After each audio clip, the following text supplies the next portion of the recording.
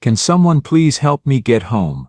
A frail old woman stood at the train station, her voice quivering as she pleaded for help. Without a second thought, a poor high school student stepped forward and handed her the last $20 he had saved, just so she could buy a ticket and return home safely.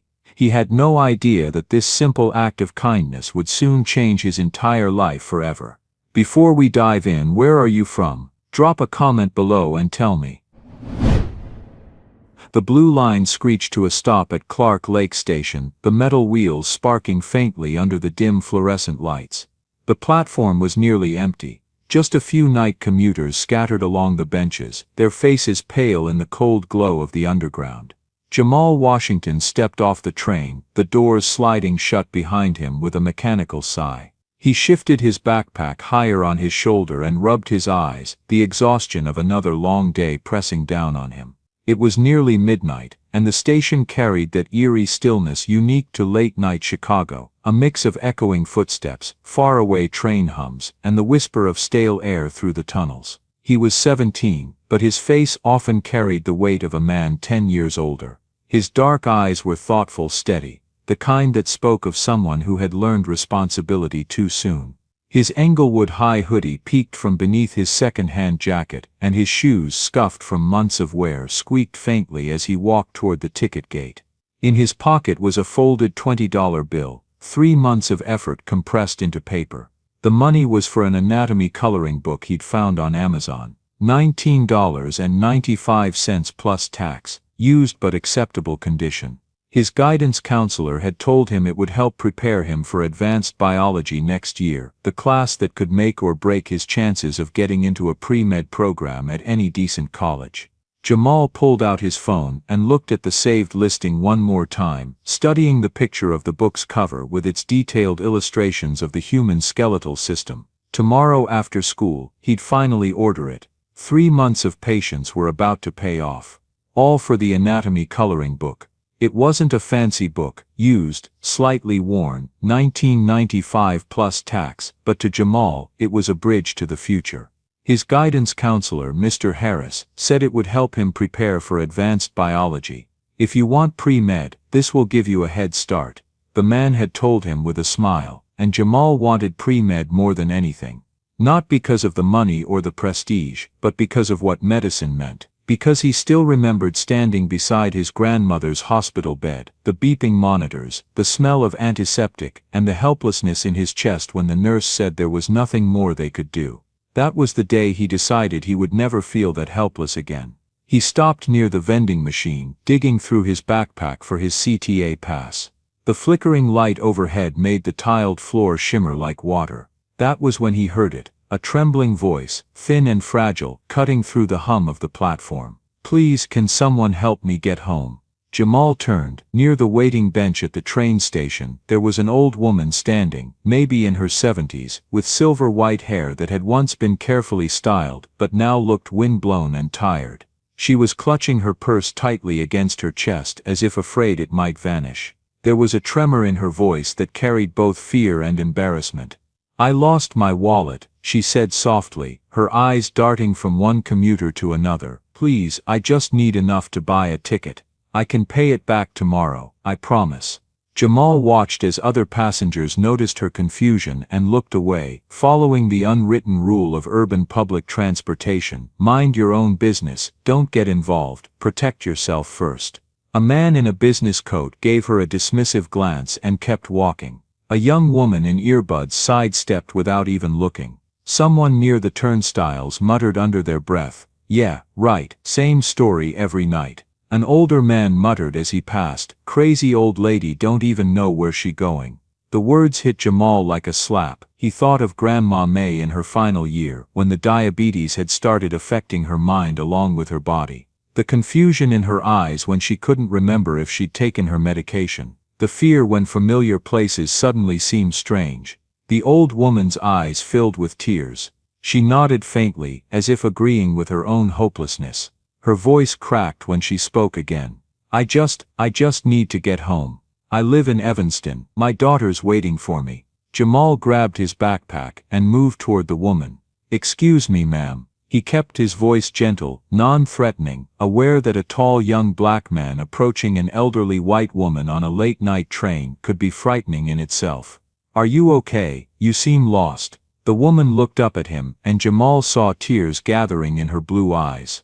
Up close she looked to be in her 70s, with fine wrinkles around her eyes and an elegance that spoke of a lifetime of confidence now shattered by confusion. "I just want to get home," she whispered. "I came from Northwestern Memorial, my daughter just had a baby. My first grandchild. I got on the wrong train and then I realized my wallet's gone. I checked my purse 3 times already." She opened it again, showing the contents: tissues, an old lipstick, a crumpled note, and a rosary tucked in a corner. "See, I swear I had it when I left." Jamal nodded slowly. "It's okay, ma'am, I believe you." A CTA fare was $2.50. He thought about Grandma May, who'd raised him and Keisha after their parents were gone, who'd worked her cafeteria job at Malcolm X College until diabetes took her feet, then her kidneys, then her life.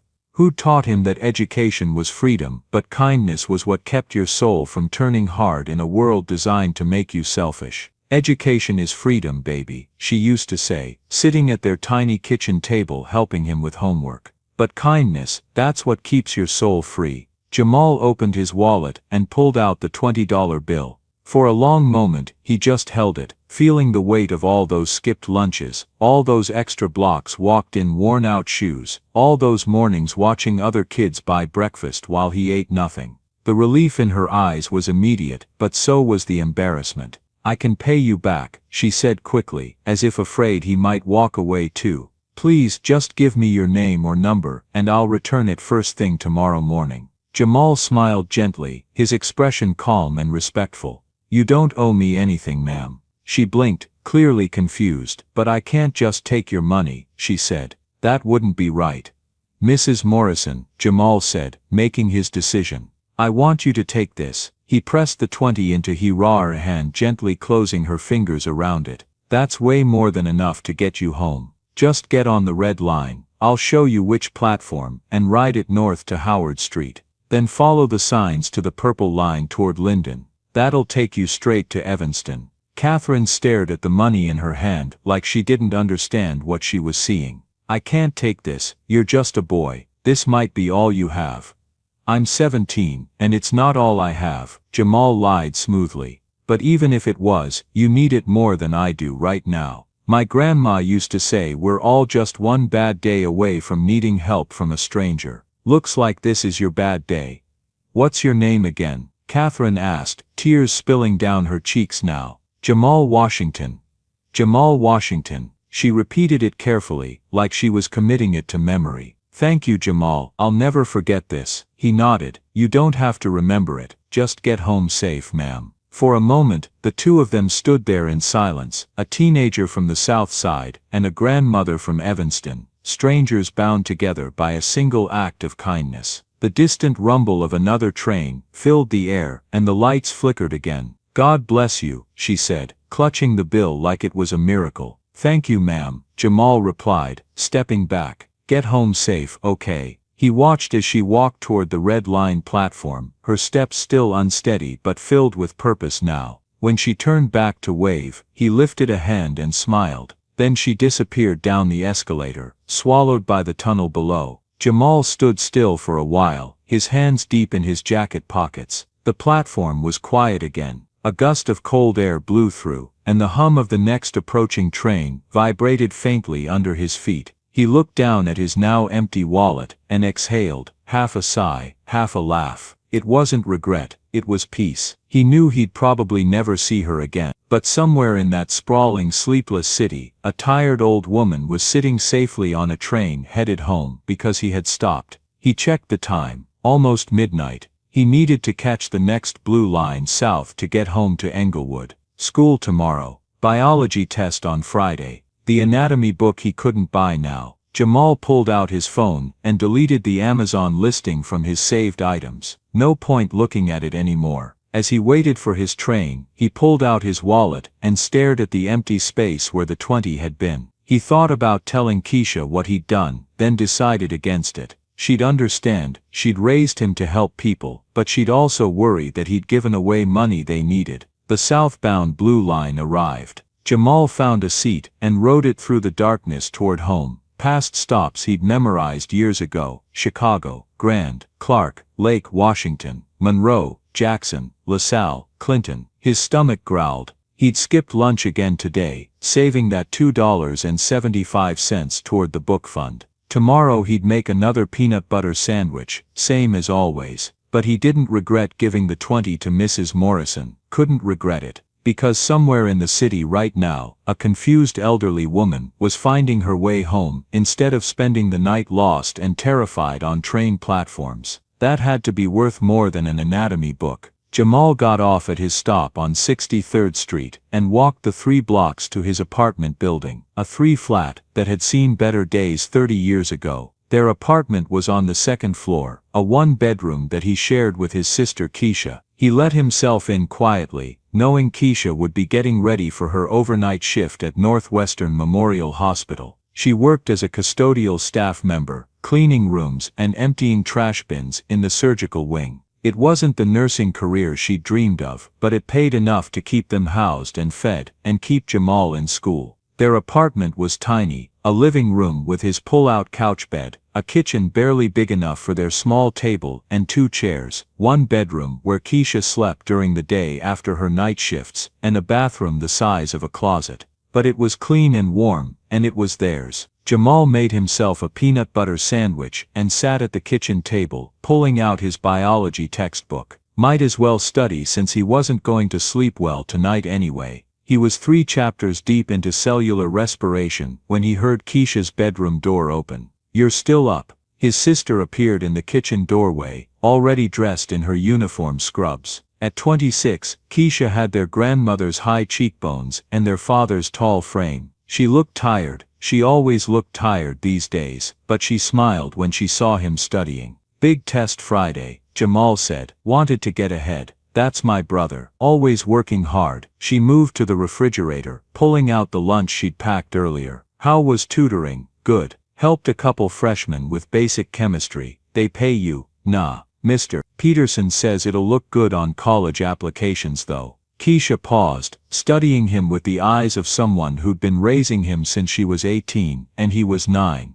"You okay? You seem off. Just tired." "Jamal Washington, I've known you your whole life. You're a terrible liar." She sat down across from him. "What's going on?" So he told her about Catherine Morrison, about the confusion and fear on the old woman's face, about the $20 he'd given her to get home, about the anatomy book he wouldn't be ordering tomorrow after all. Keisha listened without interrupting. When he finished, she reached across the table and took his hand. "Grandma May would be proud of you," she said quietly. "I know, but I really wanted that book, and you'll get it. Just maybe not tomorrow." She squeezed his hand. "Baby brother, you did the right thing. You always do the right thing. That's why I know you're going to be an amazing doctor someday. If I can afford medical school, you'll afford it. We'll figure it out. We always do." She glanced at the clock on the microwave. "I gotta head out. Make sure you get some sleep. And Jamal, yeah, I'm proud of you too." Every single day, after Keisha left for her shift, Jamal cleaned up his sandwich plate and converted the couch into his bed.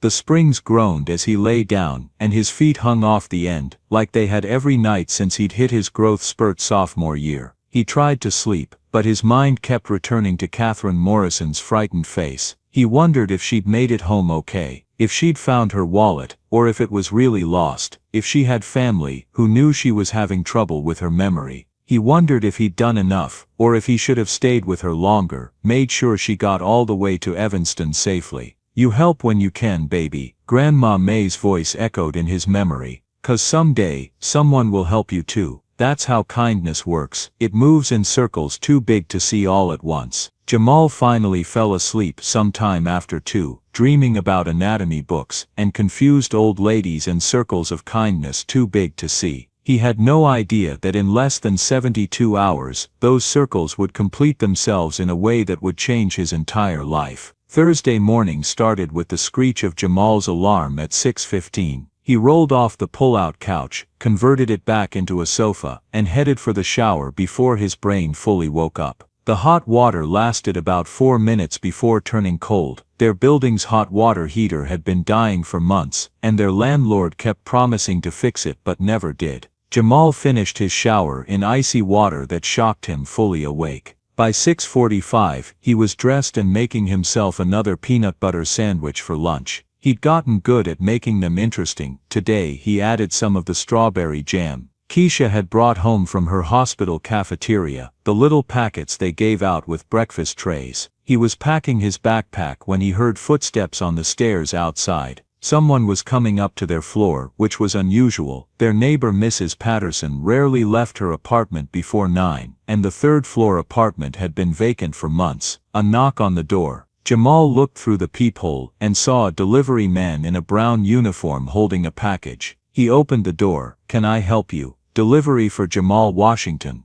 "That's me." The delivery man handed him a box about the size of a textbook and had him sign on a handheld device. Then he was gone, heading back down the stairs. Jamal stared at the box. His name was on the label, along with their address, but he hadn't ordered anything. Couldn't afford to order anything. He brought the box inside and set it on the kitchen table, studying the shipping label. No return address, just a tracking number and the Amazon logo. His heart started beating faster. He opened the box carefully, and there it was, the anatomy coloring book, used but in perfect condition, exactly as described in the listing. And taped to the front cover was a note in handwriting he recognized. "You deserve this, baby brother. Don't worry about the money, just believe in your dreams. Love, Keisha." Jamal sank into a chair, holding the book, reading and rereading the note. His sister had ordered it. His sister, who was working herself to exhaustion, who'd given up her own college dreams to raise him, who could barely afford their rent and groceries, had somehow found the money to buy him this book. He pulled out his phone and called her, knowing she'd just be getting home from her overnight shift. "Hey," Keisha answered, sounding tired but happy. "You find your present, Keisha. You can't afford this. I picked up an extra catering shift this weekend.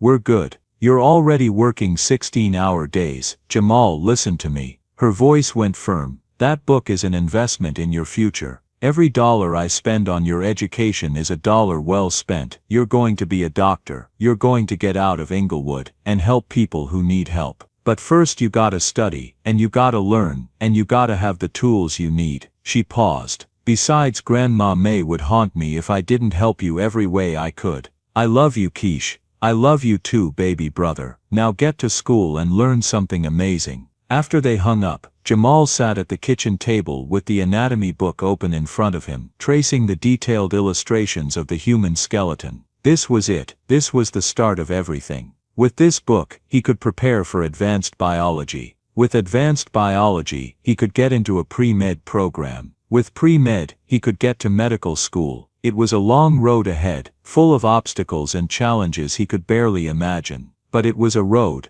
a path, a possibility where before there'd been only dreams and wishes. He carefully packed the book into his backpack, grabbed his lunch, and headed out for school. Inglewood High School was a 15-minute walk from his apartment, a journey Jamal had made every school day for 3 years. The building was old brick and concrete, functional but not beautiful, with metal detectors at every entrance and security guards who knew most students by name. Jamal liked school. It was the one place where being smart was an asset instead of a liability, where working hard was rewarded instead of mocked, where his future felt possible instead of predetermined. He went straight to the library when he arrived, finding his usual table in the back corner where the morning light came through the high windows. He pulled out his anatomy book and started studying, losing himself in the names of bones and muscles and organs. Jamal Washington, studying before 7 in the morning. A voice interrupted him. "Why am I not surprised?" He looked up to see Maya Johnson, one of his classmates from AP Biology. Maya was smart, probably the smartest person in their class after Jamal, and had already been accepted to Howard University on a full scholarship.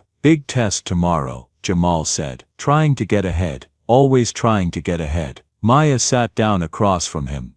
"That's why Mr. Peterson wants to talk to you. He's in the lab if you have a minute before first period." "Did I do something wrong?"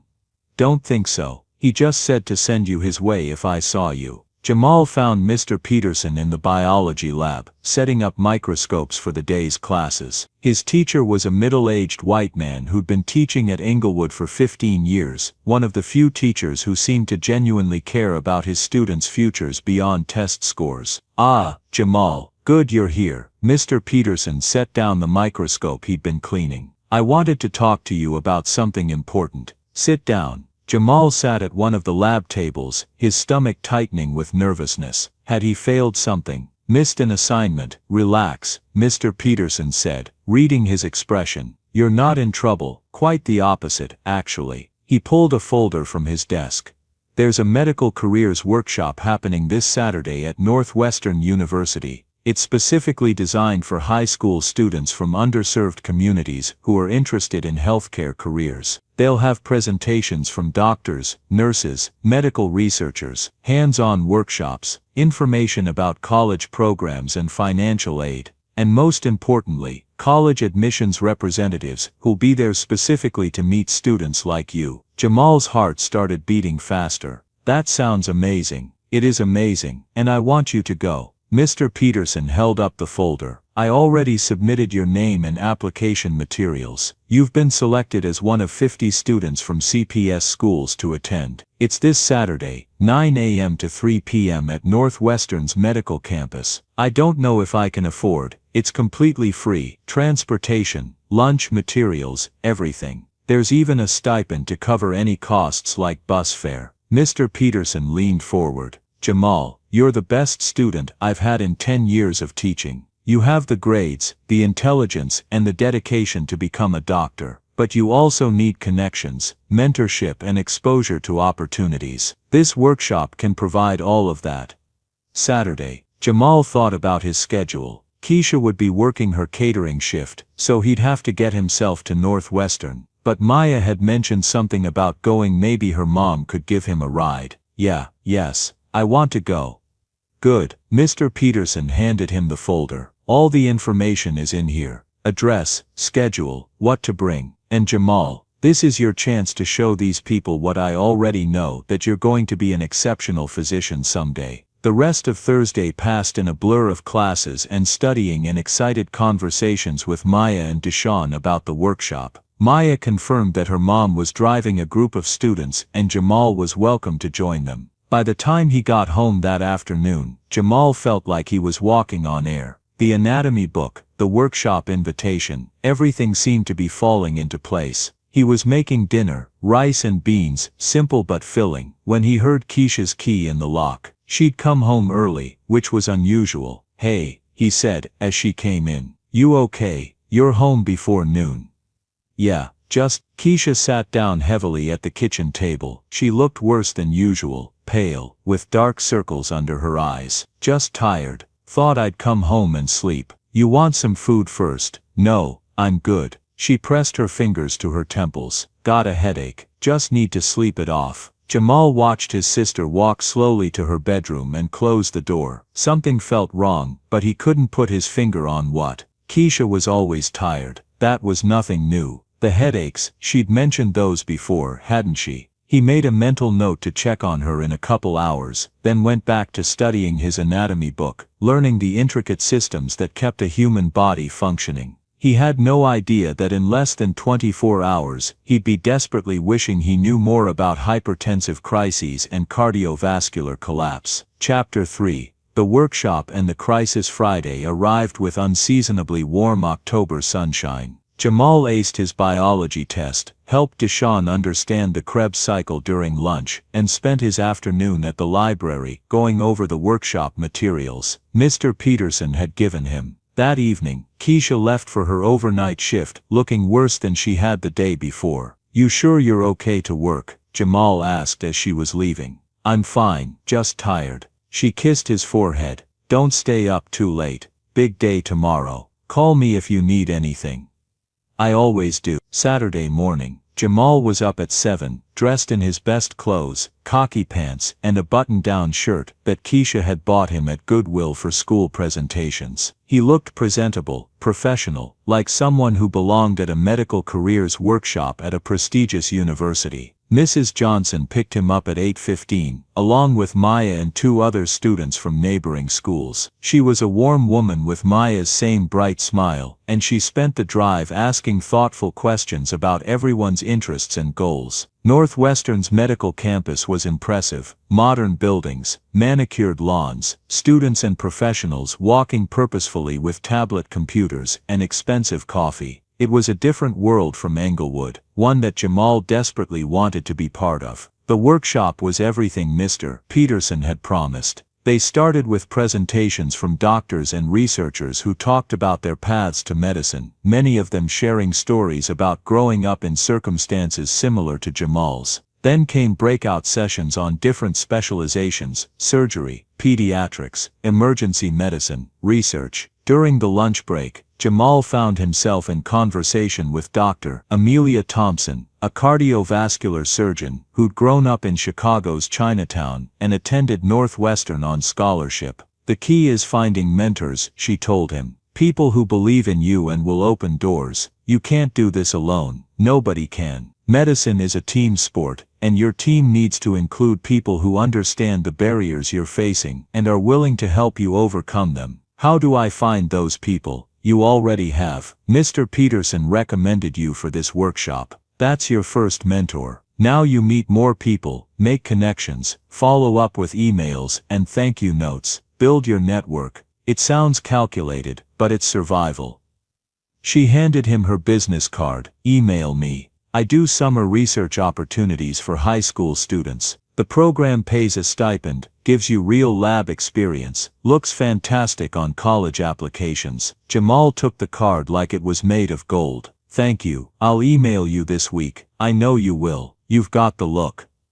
"What look?" "Hungry, determined, like you know this is your one shot, and you're not going to waste it." Dr. Thompson smiled. "That's the look of someone who's going to make it." By the time the workshop ended at 3, Jamal's head was spinning with information and possibilities. He had 5 business cards, 3 program brochures, and a folder full of financial aid information. More importantly, he had hope, real tangible hope, that medical school wasn't just a fantasy. Mrs. Johnson dropped him off at his apartment at 3:45. "Great job today, Jamal. You represented yourself and your school beautifully. Thank you for the ride, Mrs. Johnson, and thank you for lunch. Anytime, sweetheart." Jamal bounded up the stairs to his apartment, excited to tell Keisha everything about the workshop. Maybe she was home sleeping between shifts. He could wake her up just for a minute to share the news. The apartment was empty. Keisha must still be at the hospital finishing her shift. Jamal made himself a sandwich and was settling in to review his workshop materials when his phone rang. Unknown number. "Hello? Is this Jamal Washington?" A woman's voice, professional but urgent.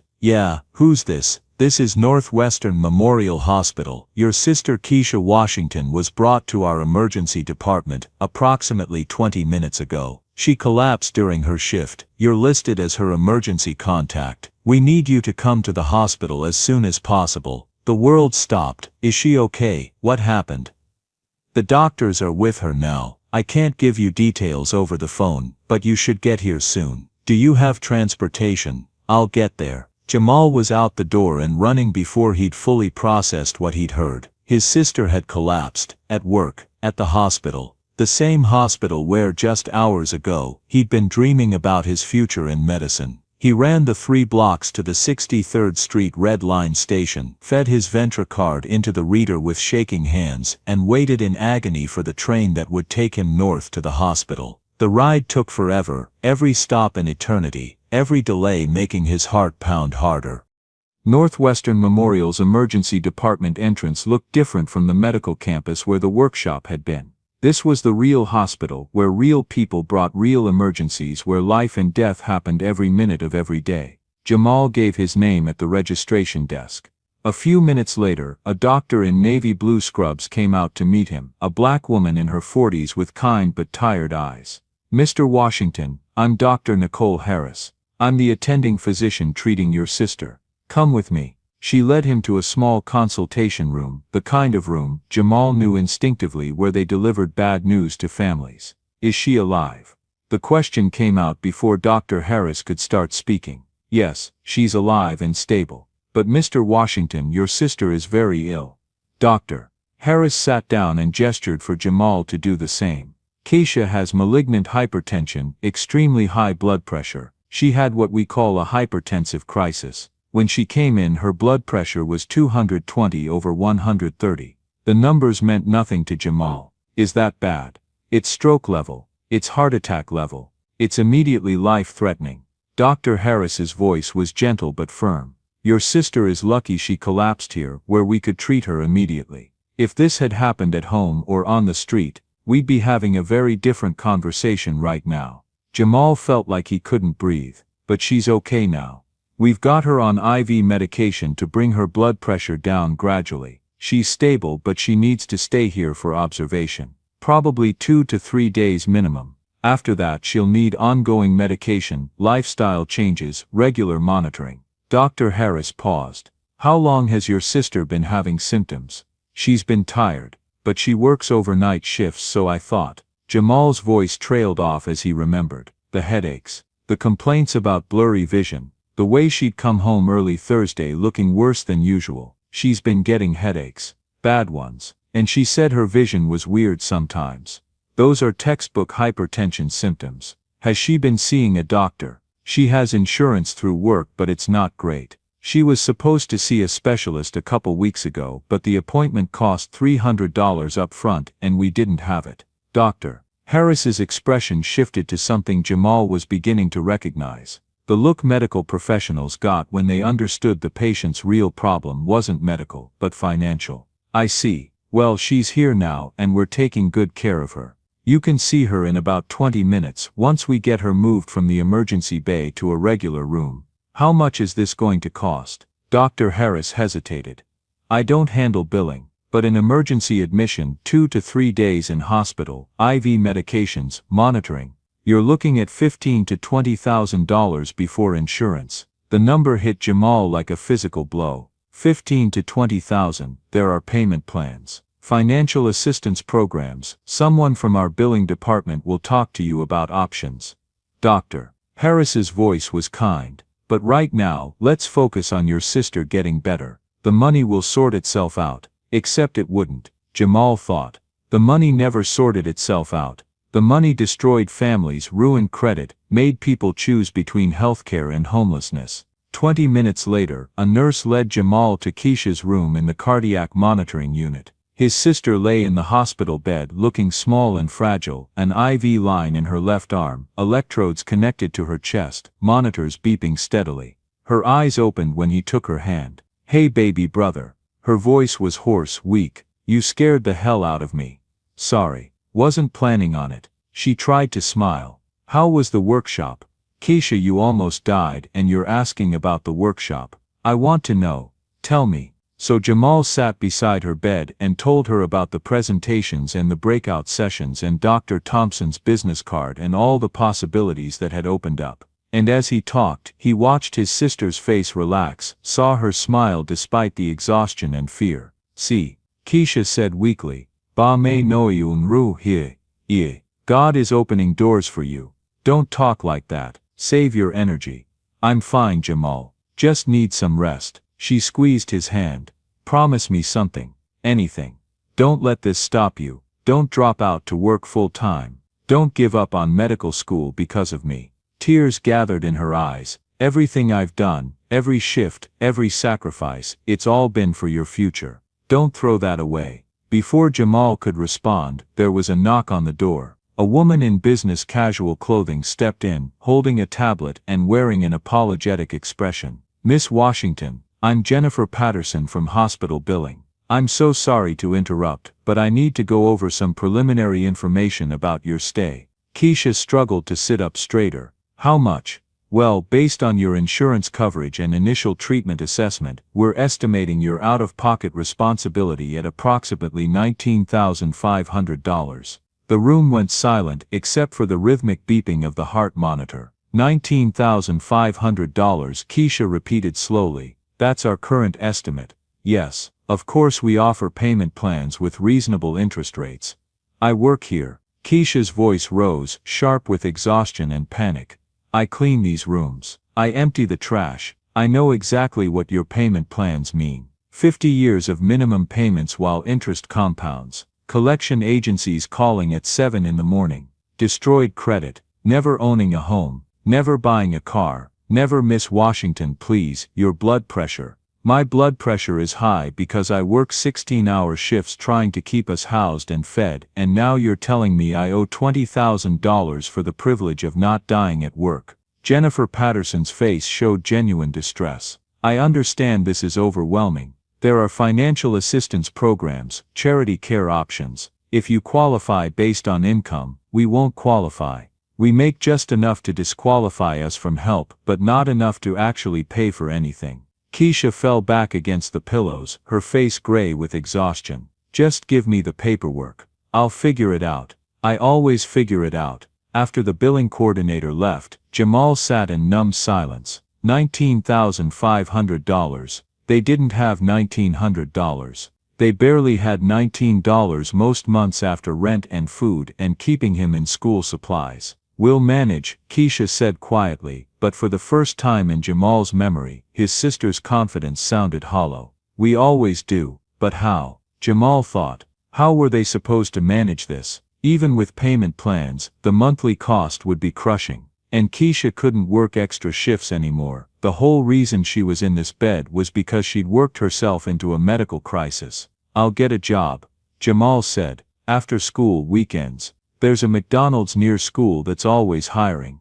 No. Keisha's voice was firm despite her weakness. You are not dropping out of AP classes to flip burgers. You are not sacrificing your future because American healthcare is designed to bankrupt sick people. Then what do we do? I don't know yet. She closed her eyes, but we'll figure it out. Jamal stayed until visiting hours ended at 8, then took the Red Line home through the Saturday night crowds. Their apartment felt emptier than usual without Keisha's presence. He made a peanut butter sandwich he couldn't taste and tried to study his anatomy book but couldn't focus. $19,500. The number kept echoing in his head. More money than he could imagine. More money than they'd see in a year. His phone buzzed around 9. Text from Maya. How'd today go? My mom said you seemed excited after the workshop.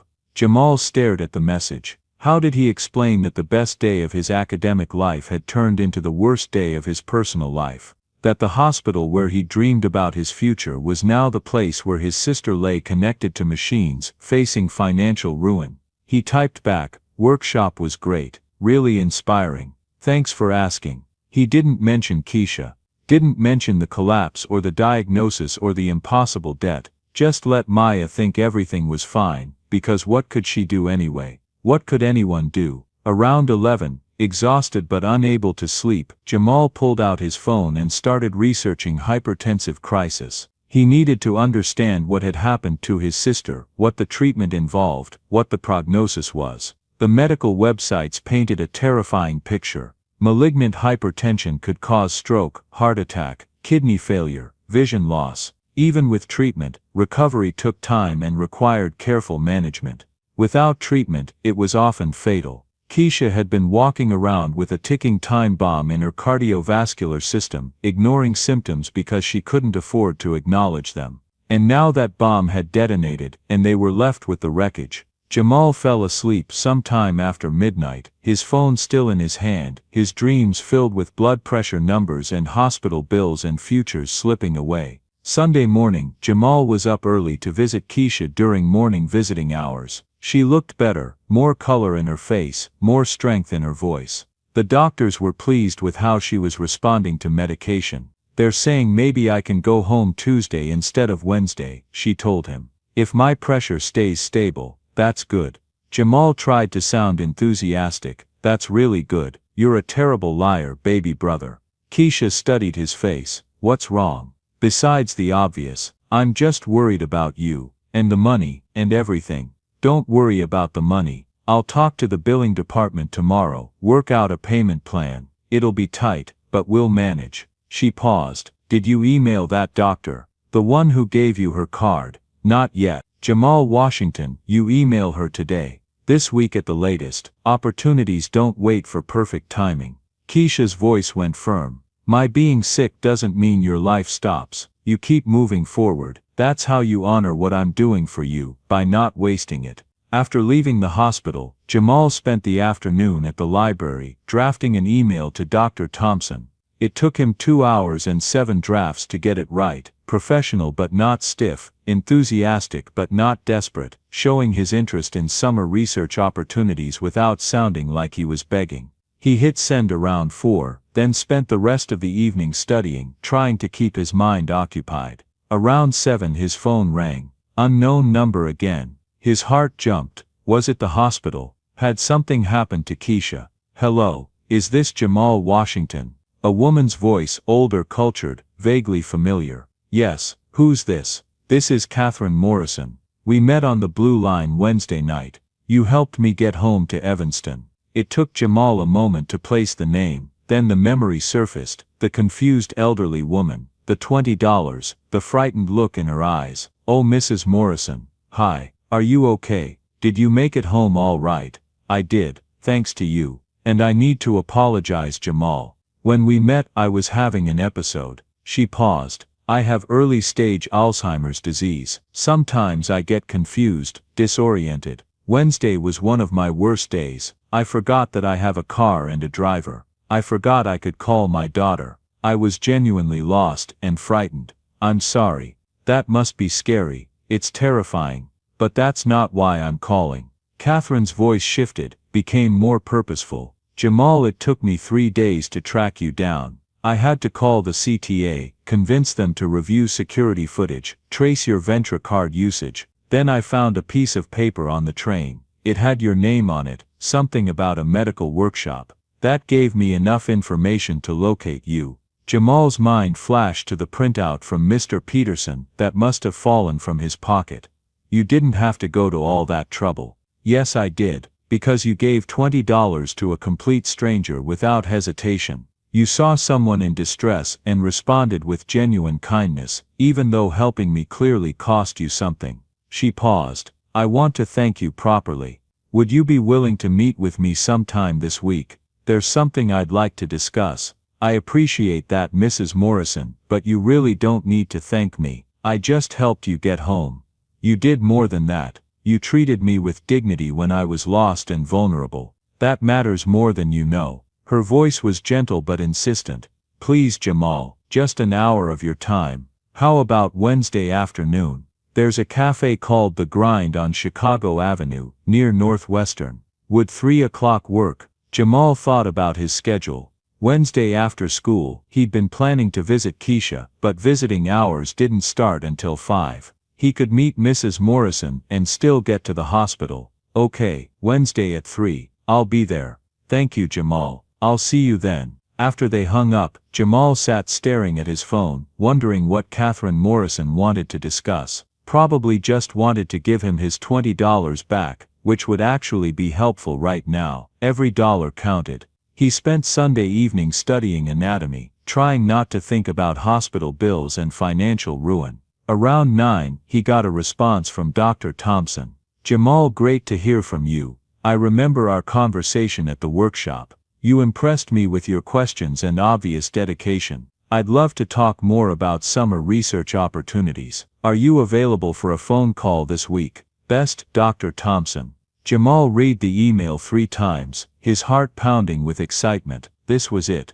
This was how opportunities opened, one connection leading to another, one conversation creating possibilities. He responded immediately, suggesting Thursday evening for a call. Within minutes, Dr. Thompson confirmed. Things were looking up, at least in one area of his life. Monday morning, Jamal woke to a text from Keisha. Pressure still high. Doctors want to keep me through Thursday now. Don't worry, I'm fine. Just need more time for meds to work. He stared at the message, reading between the lines. Keisha was trying to sound upbeat, but something was wrong. Her blood pressure wasn't responding to treatment as quickly as they'd hoped. At school, Jamal went through the motions, attending classes, taking notes, participating in discussions, but his mind was elsewhere. During lunch, Maya noticed, "You've been weird since Saturday. What's going on?" He'd been keeping it private, but suddenly the weight of secrecy felt too heavy. "My sister's in the hospital. She collapsed Friday at work. Hypertensive crisis. Maya's hand went to her mouth. Oh my God, Jamal, is she okay? She's stable, but she's going to be there most of this week. And the hospital bill, he didn't finish. Didn't need to. Maya was smart enough to understand what medical debt meant for families like his. If you need anything, rides to the hospital, help with homework, anything, you let me know. Okay, thanks Maya, I appreciate it. After school, Jamal took the red line to Northwestern Memorial. When he arrived at Keisha's room, he found a doctor he hadn't met before, an older white man with gray hair and a serious expression, reviewing her chart. Mr. Washington, the doctor extended his hand. I'm Dr. Richard Foster, the attending cardiologist. I wanted to talk to you about your sister's condition. Jamal's stomach tightened. Is something wrong? Her blood pressure isn't coming down as quickly as we'd like. We've adjusted her medication regimen, but she's going to need at least another 3 or 4 days of monitoring. Possibly longer. Dr. Foster's expression was kind but firm. Your sister has been ignoring serious symptoms for months, maybe longer. Her cardiovascular system has sustained significant stress. Recovery is going to take time. But she will recover, with proper treatment and lifestyle changes, yes. But proper treatment means medication she'll need to take every day for the rest of her life. It means regular doctor visits to monitor her condition. It means stress reduction, dietary changes, adequate sleep, all things that are challenging when you're working multiple jobs to survive. Dr. Foster sat down, gesturing for Jamal to do the same. I'm telling you this because your sister is going to need support, not just financial support, though that's obviously important. She's going to need someone to make sure she takes her medication, to help her make and keep doctor appointments, to notice if symptoms return. Can you do that? Yes. Whatever she needs. Good. Dr. Foster stood. She's sleeping now. You can sit with her but try not to wake her. Rest is important. After the doctor left, Jamal sat in the chair beside Keisha's bed, watching his sister sleep. She looked fragile in a way he'd never seen before. The strong, tireless woman who'd raised him reduced to someone who needed machines and medication just to keep her blood pressure from killing her. How had it come to this? How had they missed the signs? Except they hadn't missed them. They'd seen them and ignored them because acknowledging them would have required money they didn't have. That was the real disease, Jamal thought bitterly. Not hypertension.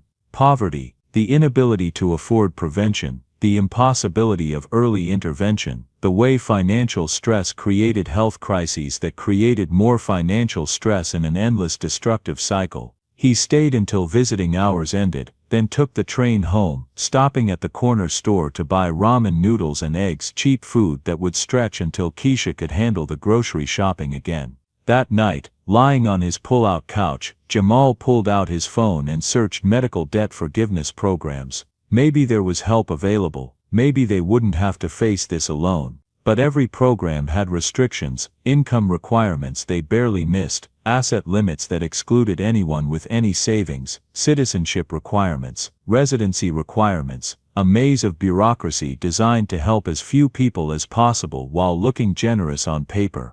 Jamal fell asleep researching, his phone still glowing with information about a healthcare system that seemed designed to punish people for the crime of getting sick. Meanwhile in Evanston, Catherine Morrison sat in her home office reviewing the information her assistant had gathered. Jamal Washington, 17 years old, junior at Englewood High School, GPA 4.0, AP Track, active in science club, math team, volunteer tutor. Living with his sister Keisha Washington, age 26, employed as custodial staff at Northwestern Memorial Hospital. The paper that had fallen from Jamal's pocket, the medical workshop schedule, had provided enough information to start the search. A few phone calls to the right people, and Catherine had the full picture. She picked up her phone and called Rebecca, her daughter. "Mom?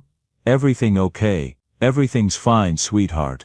I wanted to ask you something. You had your baby at Northwestern Memorial, correct?" "Yes." "Why? Do you remember seeing any of the custodial staff?" "A young black woman, maybe mid-20s. "Mom?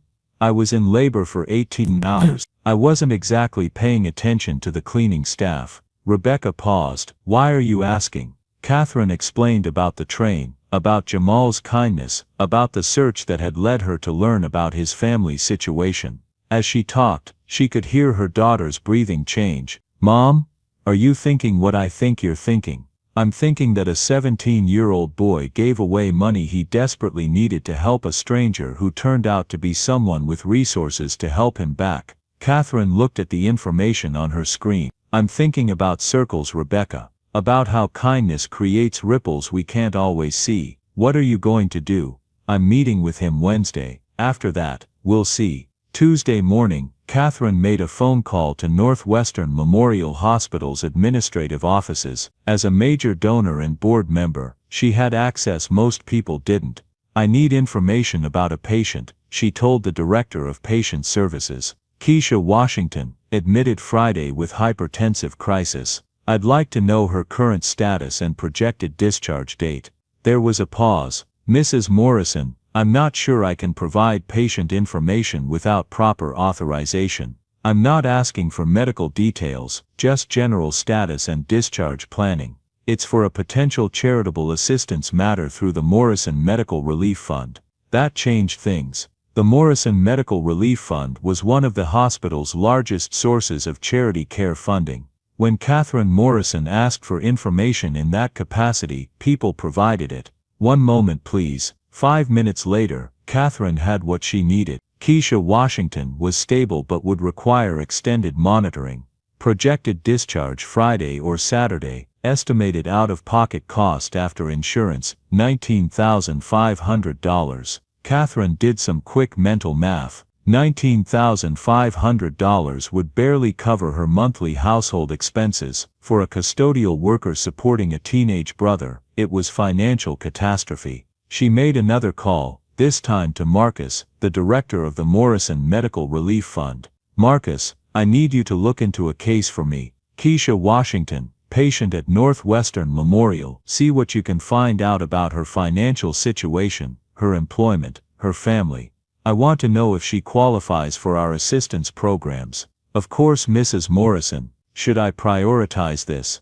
"Yes, I need the information by tomorrow." After hanging up, Catherine sat in her office looking out at Lake Michigan, thinking about the scared elderly woman she'd been on that train, and the young man who'd helped her without hesitation. Maybe that boy wasn't sent by chance, she thought. Maybe this is what grace looks like, kindness creating connections that seem like coincidence but are actually something more. She thought about her late husband James, who'd built Morrison Medical Technologies from nothing, and had always insisted that their wealth came with responsibility to help others. "We're not special because we're rich," James used to say, "we're just lucky, and luck creates obligation." Catherine picked up her phone and made one more call. "Northwestern Memorial Hospital Billing Department. This is Catherine Morrison. I need to speak with your director about a patient account." Wednesday afternoon, Jamal left school early with permission from the administration, a family emergency, which wasn't exactly a lie.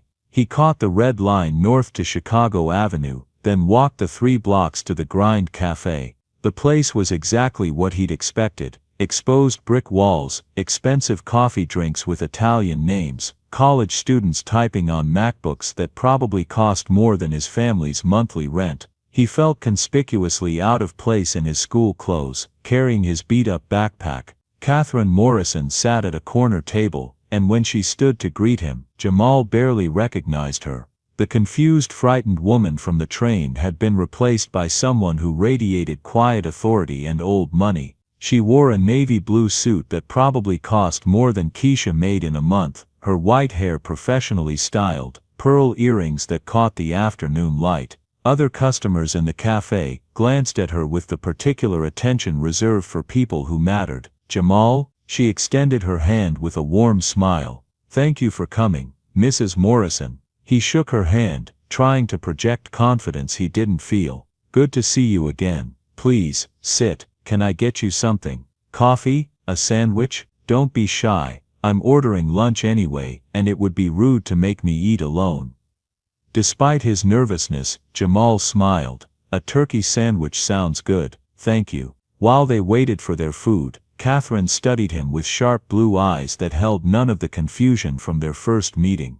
I need to explain something about Wednesday night, she began. When I'm having an episode, when my Alzheimer's is acting up, I sometimes forget important context about my life. I forgot that I don't take the train out of necessity. I forgot that I have a car, a driver, assistance, resources. I forgot that I could call any number of people who would have helped me immediately. You seemed genuinely lost. I was. Alzheimer's is a strange disease, Jamal. It strips away the framework of your life, leaves you with just the immediate moment and whatever emotions are loudest. Wednesday night, I was frightened and confused and completely alone. She paused. And you helped me without knowing anything about me except that I needed help.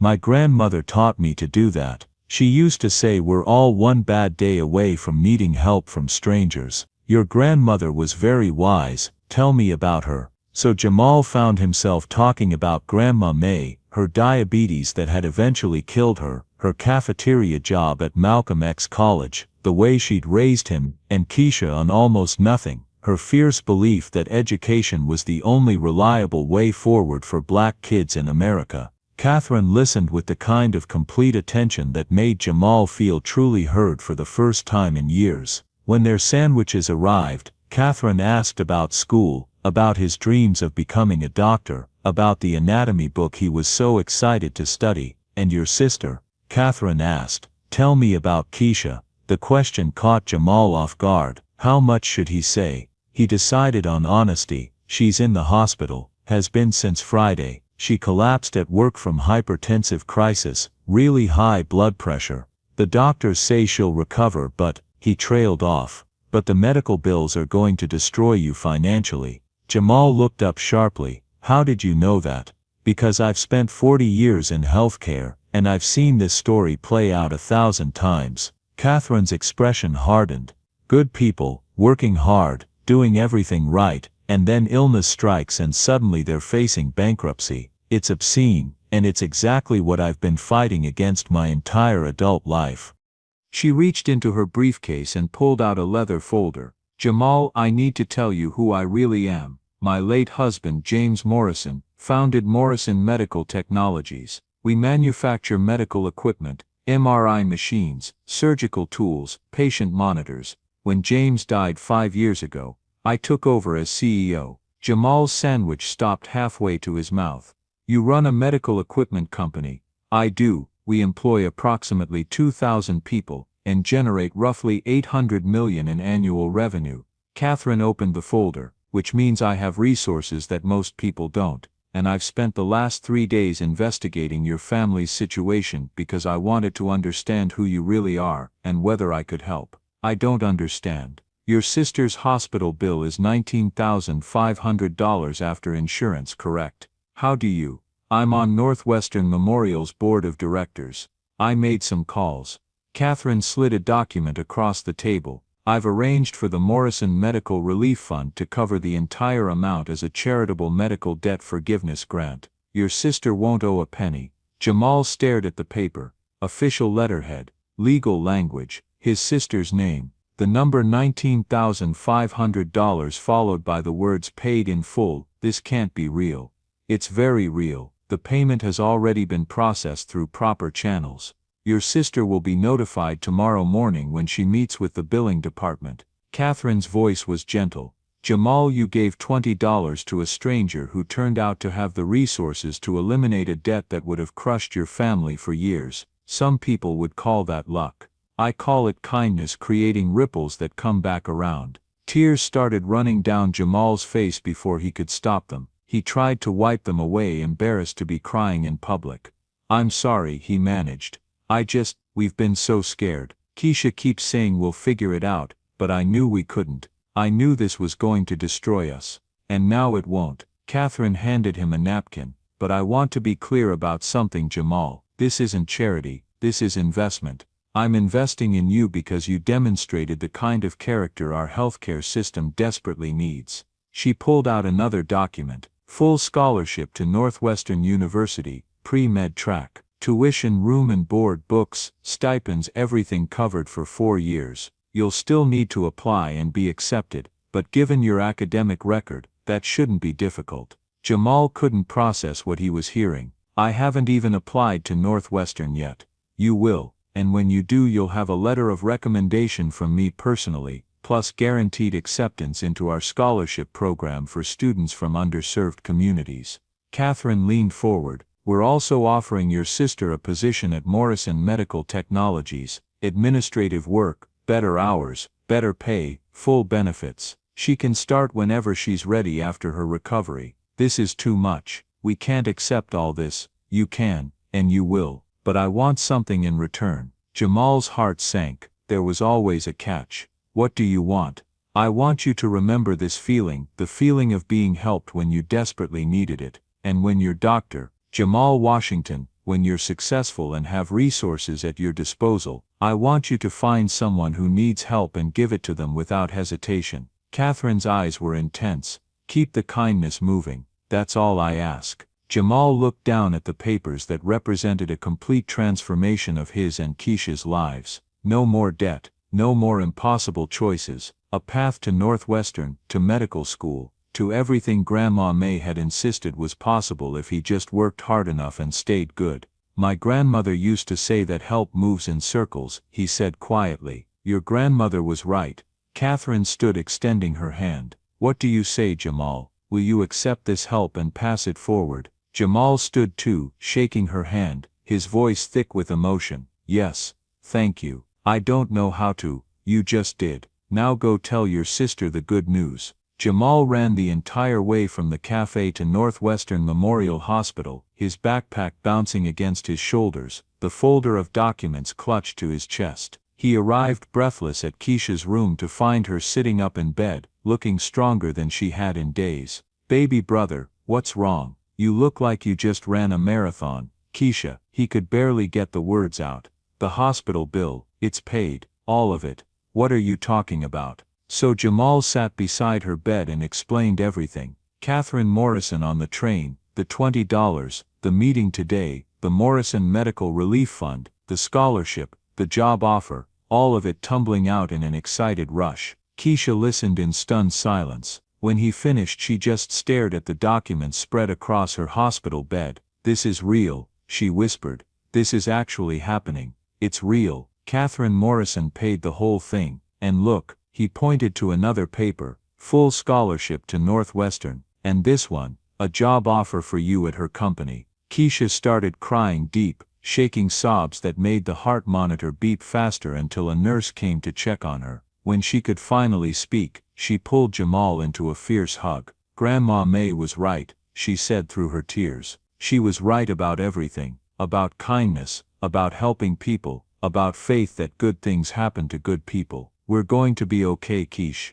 We're actually going to be okay, better than okay. She pulled back, wiping her eyes. You're going to be a doctor, Jamal, a real doctor, and I'm going to have a job where I don't work myself to death. We're going to have a life. That evening, after Jamal left, Keisha lay in her hospital bed staring at the ceiling, unable to sleep despite her exhaustion. Everything had changed in a single afternoon. The crushing weight of debt that had been suffocating her for days was just gone, and in its place were possibilities she'd barely dared to dream about. A job at Morrison Medical Technologies, administrative work with regular hours, good benefits, enough pay to support them without destroying her health. A chance for Jamal to go to Northwestern, to become the doctor she'd always known he could be. It was too much. It was too good. There had to be a catch. Except there wasn't. Catherine Morrison had been clear. The only expectation was that Jamal would someday help someone else the way he'd helped her. We're all connected, Keisha whispered to the empty room, echoing Grandma May's favorite saying. What we give out comes back to us. Thursday morning, Jennifer Patterson from hospital billing appeared at Keisha's door looking confused. Miss Washington, I need to update you on your account status. Keisha's heart raced. What's wrong? Nothing's wrong. Actually, something very unusual has happened. Jennifer checked her tablet. Your account balance is now 0. The Morrison Medical Relief Fund has paid your entire bill through their charitable assistance program, so I don't owe anything, not a penny. I've been working in hospital billing for 15 years, and I've never seen the fund act this quickly. Usually the application process takes weeks, sometimes months. But your case was processed in less than 24 hours, with direct approval from Mrs. Morrison herself. Jennifer looked up from her tablet. I don't know what you did, Miss Washington, but someone up there likes you. After Jennifer left, Keisha lay back against her pillows, overwhelmed by gratitude and disbelief. This was really happening. They were really being saved. She was still processing when Dr. Foster came in for morning rounds. Good news, Miss Washington. Your blood pressure has stabilized nicely. If it stays where it is for another 24 hours, we can discharge you Friday afternoon. He sat down. But I need to talk to you about ongoing care. You'll need to take medication every day, probably for the rest of your life. You'll need regular checkups, blood pressure monitoring, stress management. This crisis was a warning. If you ignore it, the next one could be fatal. I understand. Do you? Because in my experience, people in your situation, working multiple jobs, no financial cushion, dependent family members, they usually can't follow medical advice even when they want to. They can't afford the prescriptions. They can't take time off for doctor appointments. They can't reduce stress when stress is what keeps them employed. Dr. Foster's voice was kind but firm. I need to know you're going to be able to take care of yourself. I have a new job, Keisha said. Better hours, better pay, good benefits. I start as soon as I'm cleared to work. Dr. Foster's eyebrows rose. That's wonderful. Good for you. After he left, Keisha picked up her phone and called Jamal. I'm getting out tomorrow, she told him. We can actually start our new life. Our new life, Jamal repeated, and she could hear the smile in his voice. That sounds pretty good, doesn't it? It sounds perfect. But life, as Jamal was about to learn, never stayed perfect for long. Friday after school, as he was heading to the hospital to bring Keisha home, he ran into Deshaun and Marcus, two guys from his neighborhood who dropped out of Englewood High sophomore year. Yo, Jamal, Deshaun called out. Heard you came into some money. Jamal's stomach tightened. What? Word is your sister got her hospital bill paid by some rich white lady's charity. Marcus's tone wasn't friendly. Must be nice having people just hand you money. It wasn't like that. Right, you probably played the poor black kid card real good, huh? Made them feel sorry for you. Deshaun stepped closer. Meanwhile, the rest of us out here struggling for real, and you getting handouts 'cause you good at playing victim. That's not what happened. Jamal's hands clenched into fists. My sister almost died, and someone helped us because I helped them first. Sure, man. Whatever helps you sleep at night. Marcus laughed. Enjoy your charity. Hope it's worth selling out for. They walked away, leaving Jamal standing on the corner, shame and anger burning in his chest. He knew their words weren't fair, knew they came from their own pain and frustration, with a system that had failed them too. But knowing that didn't make the words hurt less. By the time he got to the hospital, the encounter had soured his excitement about bringing Keisha home. She noticed immediately. What's wrong? He told her about Deshaun and Marcus, about the accusations of being a sellout, and taking handouts. Keisha listened, then took his hand. Baby brother, listen to me. Those boys are hurting, and hurt people lash out. But you didn't do anything wrong. You helped someone who needed help, and that kindness came back to you. That's not taking a handout. That's how human beings are supposed to treat each other. But they're right that we got help when lots of people don't. Why us? Why are we special? We're not special. We were lucky. Lucky that you were on that train that night. Lucky that the woman you helped had resources. Lucky that she was generous enough to help back. Keisha squeezed his hand. And now we have a responsibility to use this luck well, to help other people when we can. To never forget where we came from, or the people still struggling there. Over the weekend, more whispers reached Jamal. At the corner store, he overheard two women talking about those Washington kids who got their bills paid by rich white people. At church on Sunday, he felt eyes on him, heard the conversations that stopped when he walked past. Monday at school was worse. In the cafeteria, he sat with Maya and the study group like usual, but he noticed other students pointing, whispering. The scholarship to Northwestern had apparently become common knowledge, and not everyone was happy about it. Heard you got a free ride to Northwestern, a voice said behind him. Jamal turned to see Brandon Mitchell, a senior who'd been accepted to Illinois State. Must be nice having rich people solve all your problems. It's not like that, Jamal said quietly. Right, you just happen to help some billionaire's wife, and suddenly you're set for life. Meanwhile, kids who work just as hard as you don't get lucky meetings on trains. Brandon's voice was bitter. Systems rigged, man, always has been. Maya jumped to Jamal's defense. He earned that scholarship through his grades and character. The financial support just means he can actually use it instead of working 3 jobs. Whatever helps you sleep at night, Maya. After Brandon left, Jamal pushed his lunch tray away, appetite gone. Don't listen to him, Maya said. He's just jealous, maybe, but he's not completely wrong, is he? I got incredibly lucky. There are probably 50 kids at this school just as smart as me who won't get those opportunities because they didn't happen to be on the right train at the right time. Deshawn, who'd been quiet, finally spoke up. So what you gonna do about it? Feel guilty for the rest of your life, or use what you got to actually change things for other people? The question stuck with Jamal for the rest of the day. What was he going to do? Accept this gift and move on with his life, or find a way to expand the circle, to help more people than just himself? That evening, he visited Keisha at their apartment. She was home now, resting, taking her medications, already looking healthier than she had in months. I've been thinking, Jamal said, sitting at their small kitchen table, about Catherine Morrison and why she helped us. It wasn't just kindness, was it? She's trying to prove something, about how the system should work. What do you mean? She runs a medical equipment company. She's on hospital boards. She sees how messed up healthcare is, how people like you work in hospitals, but can't afford to be treated in them. How kids like me are smart enough for medical school, but can't afford the path to get there. Jamal leaned forward. She helped us because she wants to show that there's a better way, that investing in people shouldn't depend on random chance. So what are you saying? I'm saying maybe we shouldn't just accept this gift gratefully and move on. Maybe we should figure out how to be part of making that better way real for more people. Yeah, Keisha smiled. Grandma May would love hearing you talk like this, but baby brother, you're still in high school, you've got college ahead of you, medical school after that. Don't put pressure on yourself to fix the whole healthcare system before you're even 18. I know, but I can start thinking about it. Start preparing. He pulled out his phone. Dr. Thompson emailed me today. She wants me to apply for her summer research program. It's not just lab work, it's studying healthcare disparities, understanding why some communities have worse health outcomes than others. That's where I should start, right? Understanding the problem before trying to fix it. That sounds perfect. Keisha stood, moving slowly, still recovering, still weak. You want some tea? I'm making some.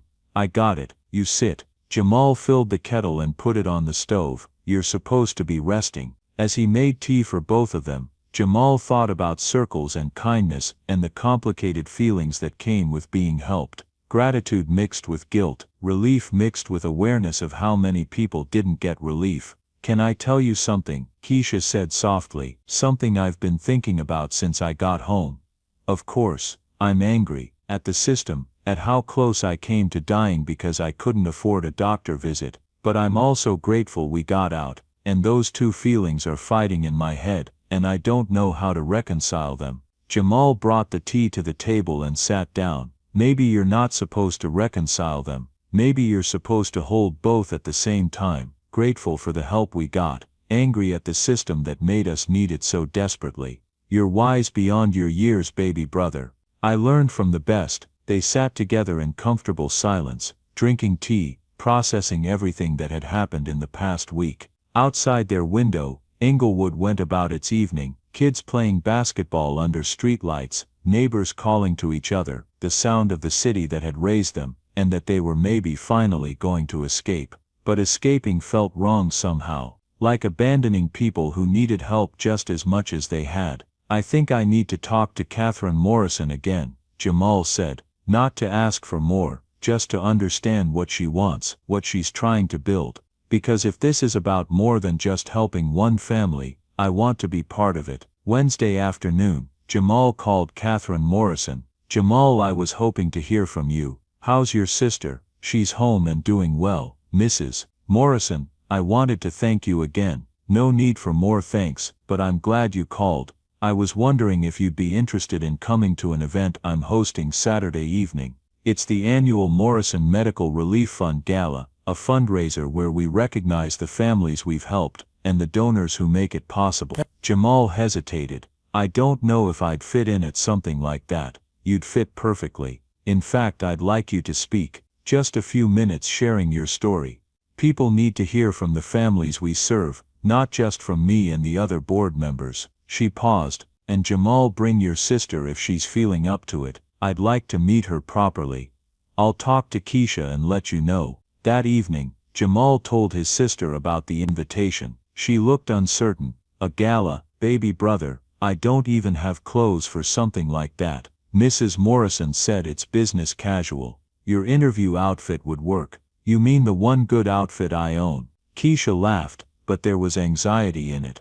I don't know, Jamal. Room full of rich people who donated money to help poor folks like us. Sounds uncomfortable, maybe. But Mrs. Morrison wants us there, and I think this is important. I think she's trying to show those donors that we're real people. Not just statistics. That their money actually changes lives. Keisha studied his face. You want to do this? I do. I want to thank her publicly, and I want to understand what she's building, what she's trying to accomplish. If we're going to use this opportunity well, we need to understand the bigger picture. Okay, we'll go. Keisha smiled, but you're doing all the talking. I'm just there for moral support. Saturday evening arrived cold and clear. Jamal wore his one good outfit, khaki pants, button-down shirt, a tie he'd borrowed from Mr. Peterson. Keisha wore her interview suit, looking nervous but determined. Mrs. Johnson, Maya's mother, had offered to drive them to the event at the Drake Hotel downtown.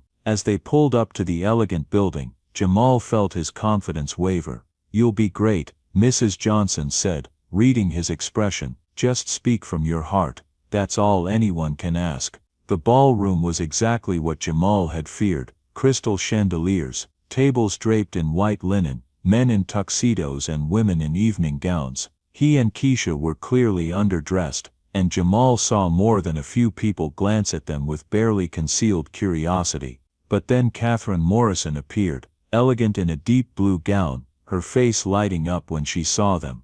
Jamal, Keisha, I'm so glad you could make it. She took both their hands warmly. Come, let me introduce you to some people. For the next hour, Catherine led them through the crowd, introducing them to doctors, business leaders, philanthropists. Each introduction was the same. This is Jamal Washington and his sister Keisha.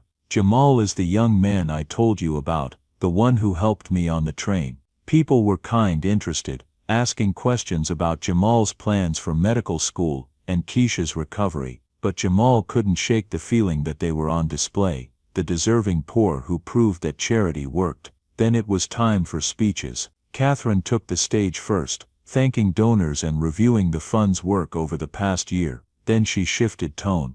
Tonight I want to tell you a story about kindness and circles. She looked directly at Jamal. 2 weeks ago I had an Alzheimer's episode on the Chicago train system. I was lost, frightened, and without resources to get home. And a 17-year-old high school student gave me his last $20 money he'd saved for months to help a stranger in distress. The room was silent, attentive. That young man is here tonight. Jamal Washington, would you please come up? Jamal's legs felt like water as he walked to the stage. The ballroom full of wealthy people suddenly felt impossibly large. Catherine handed him the microphone.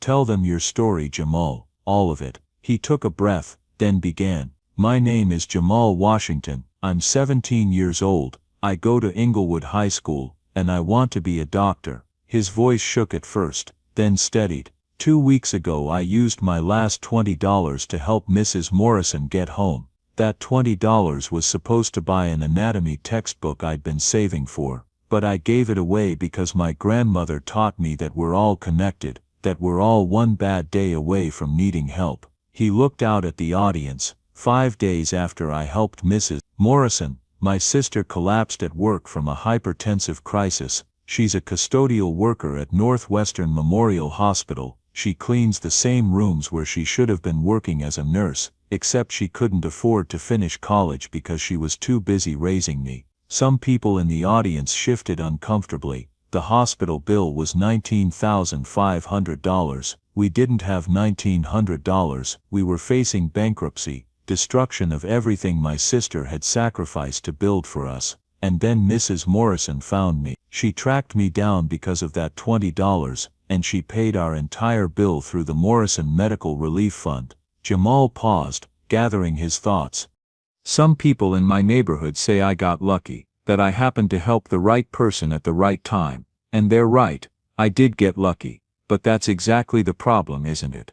Healthcare in America shouldn't require luck. Getting an education shouldn't require random encounters with generous strangers. People like my sister shouldn't have to choose between working themselves to death and getting medical care. The room was completely silent now. Mrs. Morrison didn't just help my family. She showed me what's possible when people with resources choose to invest in people with potential. She showed me that the system doesn't have to be this way, that we can build something better if we're willing to see each other as human beings instead of statistics.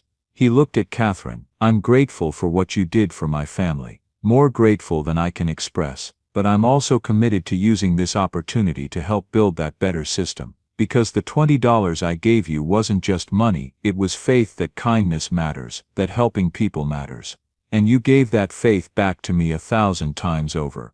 Jamal handed the microphone back to Catherine and returned to his seat on shaking legs. The ballroom erupted in applause. After his speech, person after person approached Jamal, donors wanting to know more about his plans, doctors offering mentorship, foundation directors asking if he'd be willing to share his story at other events. Dr. Amelia found him during dessert.